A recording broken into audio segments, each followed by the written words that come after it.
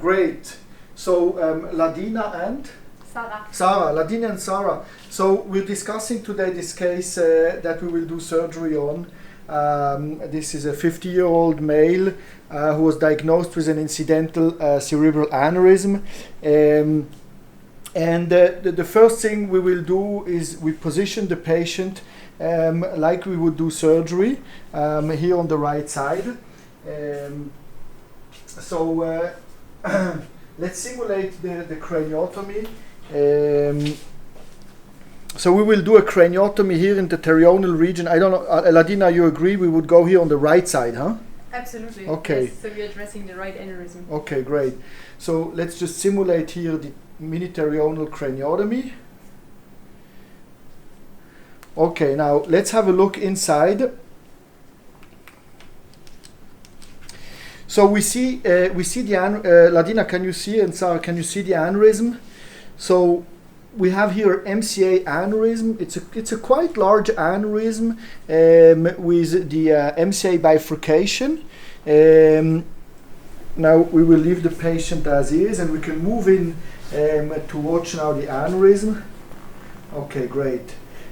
So you see we have a pretty short M1 segment, the ACA, and here we have the M1 segment and the aneurysm. What do you think? How large is that? I think it's quite big. It's probably nearly up to 1 centimeter. Yeah, I would suggest. I think so too, huh? And it's pointing temporal. So you know, if we look at, we see some perforators here. I don't know if you can see that. We have some perforators behind. Yeah, I see some small ones. Yeah, right you there, can see. So we need to watch out for those during surgery. Yeah. Okay. And probably we have a quite broad-based configuration here. Huh? You can see the broad-based configuration. So probably we will need to do some clip reconstruction. Let's bring in some more light. See if we can show this. Okay, great. Yeah, we have a good illumination. How many clips will we use, Ladina, you think? I think 2 to 3 probably. Yeah. If we do a reconstruction, depends a bit on how we can access the base of the aneurysm. I think. What do you think? Yeah, I think so too. I preview that we will probably use 1 or 2 to reconstruct the base, and then a third one probably to exclude the dome of the aneurysm. Yeah. Let's quickly have a look at if we just make a bigger opening to see the rest of the situation. I think we see the skull base. The clinoid should not be a problem here, obviously. So that's good. Let's just have a look at the CT scan so we can correlate this. Oh, sorry. Okay.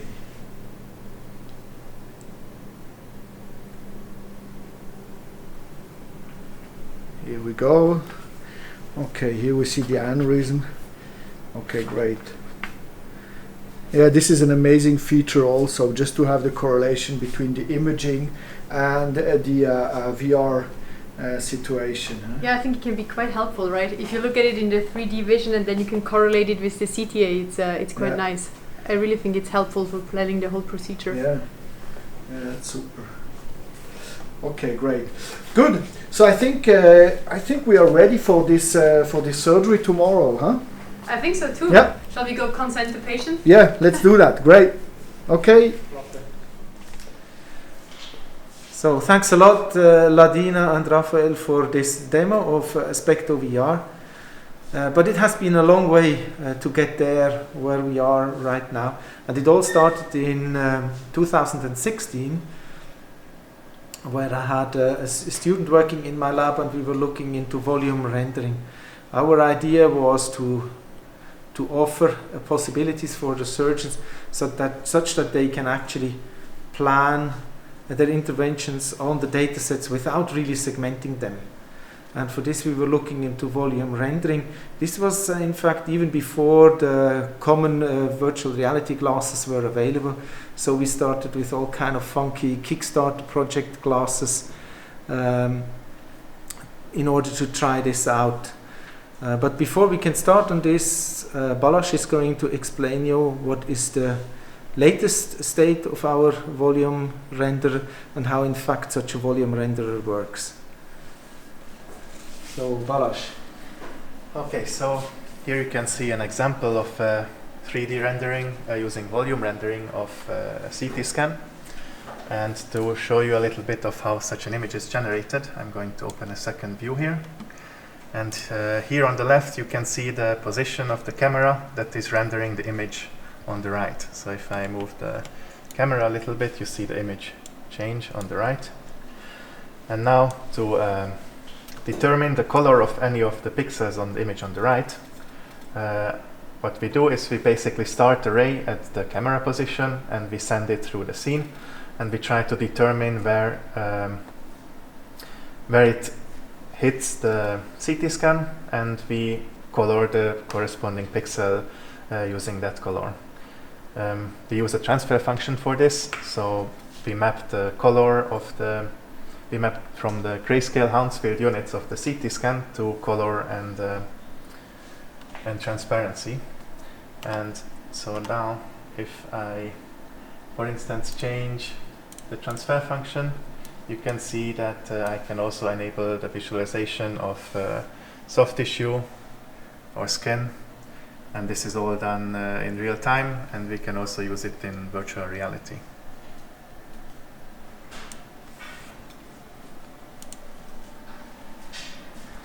Okay, now that Balázs gave you a basic idea of how this volume rendering works, I can quickly summarize a little bit what are the challenges. Well, the main challenges of this technology is that it has to run really fast. I think you find volume rendering also in today's radiological consoles, but there you have time to calculate these images. These images, they often take seconds to calculate. However, if you would like to work with virtual reality glasses as the ones you see here, we have to generate 180 of these images per second, because we need 90 images for the left eye and 90 images for the right eye. If we don't achieve this frame rate, the users are starting to feel nausea. So as if you would be on a boat and you start to feel sick, so seasickness. So this is exactly how it would feel if we would not achieve this frame rate. Because when we are in virtual, or when you're donning these virtual reality glasses, and then you're turning your head, and it takes the object a couple of milliseconds, is lagging behind, there's always this discrepancy between what your ear basically senses of your motion and the visual feedback it sees in these virtual reality glasses, causes this nausea. And of course, our surgeons, they would never use these glasses if they have to recover for 1 or 2 hours then afterwards. This is of course even worse when they're preparing for a surgery, and it takes them like 1 or 2 hours to recover before they can actually go into the surgical theater. But as I said, it has been a long way to get there. So we are working for many years on this already. And with one of the first solutions we had, I once invited spine surgeons. They had a very difficult spine case. It was actually a morbus Bechterew case where the spines or the vertebral discs, they were actually fusing. So the bone was fusing, and they had to decide on where to mobilize the spine. And they were using our virtual reality system. This was already in October 2016.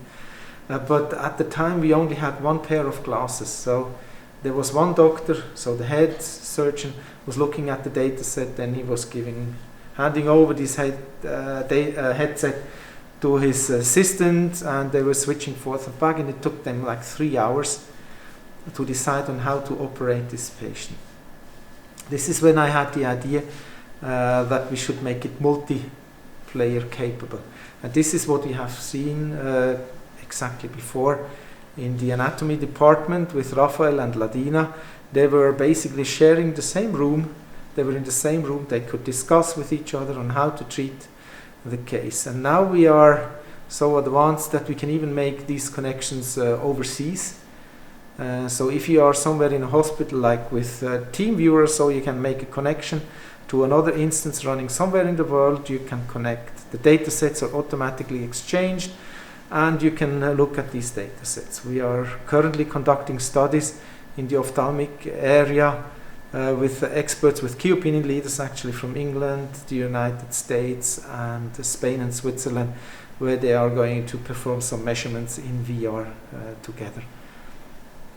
So where else do we use it besides neurosurgery and spine surgery? These are our main customers, if we can call it like this. We also use it in the ophthalmic area for planning of these surgical interventions, but also a lot for education of either of residents or even of medical students. And this is why we have such a room equipped with 7 of these glasses that can be connected in the anatomy department.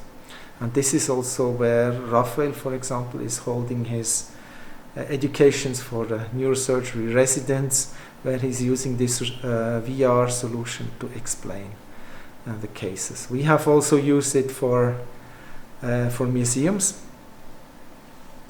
because these museums, most museums have of their most precious specimens, they have CT scans, and we can then prepare these CT scans very easily and show them. And our latest development is that we are now combining this solution, this VR solution of fast visualization with haptic feedback. Because whenever you're putting on these glasses, many of our visitors then try to touch these objects because they feel so real. So we started to look into possibilities on can we combine our virtual reality solution with a haptic robot such that you can feel it.